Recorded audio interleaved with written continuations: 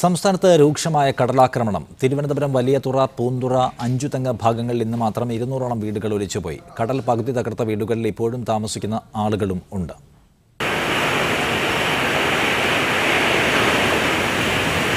കടലമ്മ കലിതുള്ളിയപ്പോൾ വലിയതുറ കടപ്പുറത്ത് മാത്രം മറിഞ്ഞു വീണത് 52 വീടുകൾ. ഇതിന്റെ 4 ഇരട്ടി കൂരകൾ ഭാഗികമായി കടലെടുത്തു. നമ്മുടെ ഈ വീട് പകുതി മറിഞ്ഞപ്പോഴത്തേക്ക് ആളൊക്കെ ഉണ്ടായിരുന്നു. ഇതേ പകല മറിഞ്ഞത്. മനസ്സ് ആകെ തളർന്നു കഴിഞ്ഞ് അങ്ങനെയുള്ള ജീവിതമാണ് ഞാൻ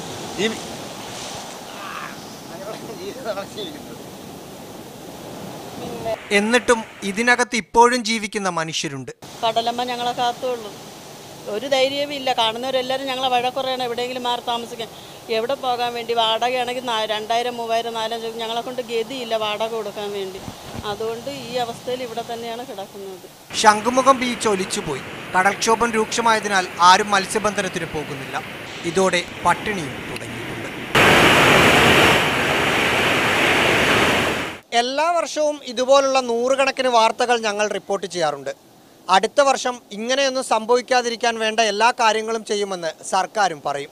പക്ഷേ ഒരു ശരിയാക്കലും നടന്നിട്ടില്ല. കടലിൻ്റെ മക്കൾ കണ്ണീരിൽ തന്നെ. രാജേഷ് വടകരയ്ക്കൊപ്പം റഹീസ് റഷീദ്, മീഡിയ 1, തിരുവനന്തപുരം.